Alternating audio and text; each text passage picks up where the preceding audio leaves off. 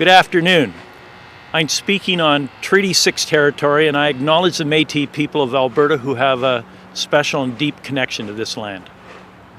For 3 years, the UCP has hammered the household budgets of Alberta families, and that continues with Budget 2022. Thanks to the UCP, Albertans are paying more income tax, more property tax, more school fees, more tuition, more interest on student debt, more camping fees, more auto insurance, and more utilities. All of these will get worse with Budget 22. The so-called natural gas rebate turned out to be a complete fake. It's designed so that no one will ever be eligible for it, and there's no money in the budget, this year's budget anyway. The UCP continues to raise Albertans' income taxes using bracket creep, a dishonest practice that Jason Kenney used to rage at against the federal Liberals until he decided to use it for himself on Albertans. Local property taxes are already rising because the UCP has dumped more provincial responsibilities on local governments while also cutting their funding. Now the UCP is reaching even deeper into the pockets of property taxpayers by jacking up the interest on money borrowed by municipalities. Because of the size and security of the Alberta government, the province can borrow for capital projects at a better rate than a city or a town or a county can. Under our government, and under PC governments before us, local governments could borrow money through the province at the same low rate as the province. But now the UCP is jacking up those rates and adding a premium of 0.5 to 3/4 of a percentage point. This will add millions of dollars worth of interest payments to local municipal projects. And it comes at a time when the UCP is cutting municipal infrastructure spending by $1 billion. So in order for municipalities to continue building projects that support our economy and our communities and put people to work, it will mean borrowing at higher rates. Where does the money come from?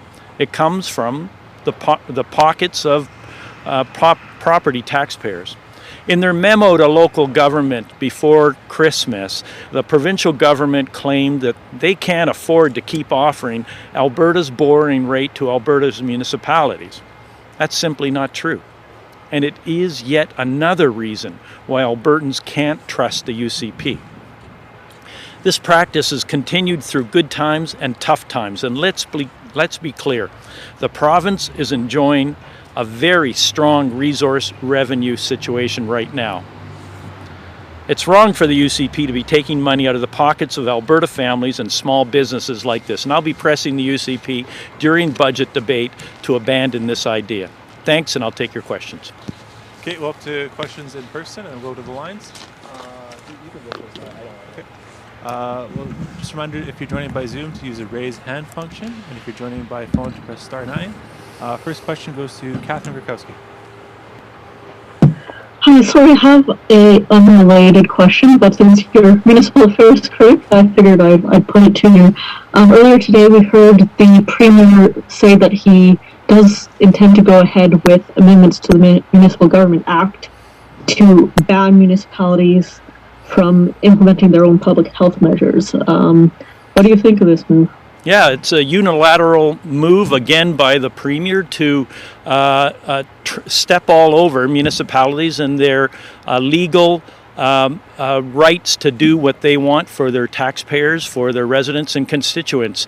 A couple years ago, the Premier leaned on municipalities to bring in masking bylaws throughout the province because he didn't want to do it.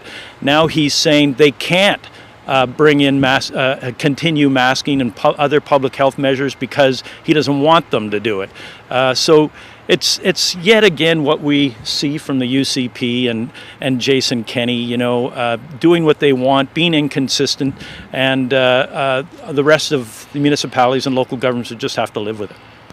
I think that's wrong, and I think that a lot more respect and involvement and dialogue has to be taken with local governments, and this kind of action is unilateral, and it just continues to show that people at local governments can't trust Jason Kenney to do what's in their best interest because he'll change his mind repeatedly. Follow-up, Catherine? Well, on the hike to interest rates, why do you think this is? Is this an attempt to discourage spending? Is this trying to make up for budgetary shortfalls? Like, why do you think he'd be increasing the rates to municipalities?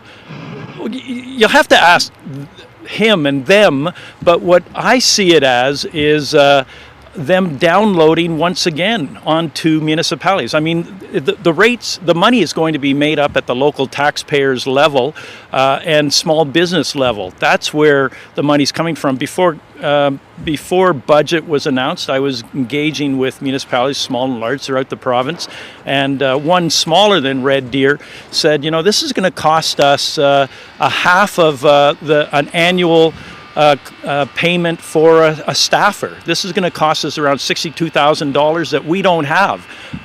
The province doesn't have to do it, especially with oil revenues and natural resource revenues where they are. I'm flummoxed why they're doing it now. As I said, when we were in government, we passed it on at the same rate that we would get it from, and we did it for other entities as well, like airport authorities, school boards, and so I just don't get why they're doing this. And again, it's a unilateral decision made at the last minute, where there was no engagement with municipalities before it took place. Any other questions, Catherine? Oh, no, I think that's it for me. Thank you. We'll go to one more pass for questions in person or on the line.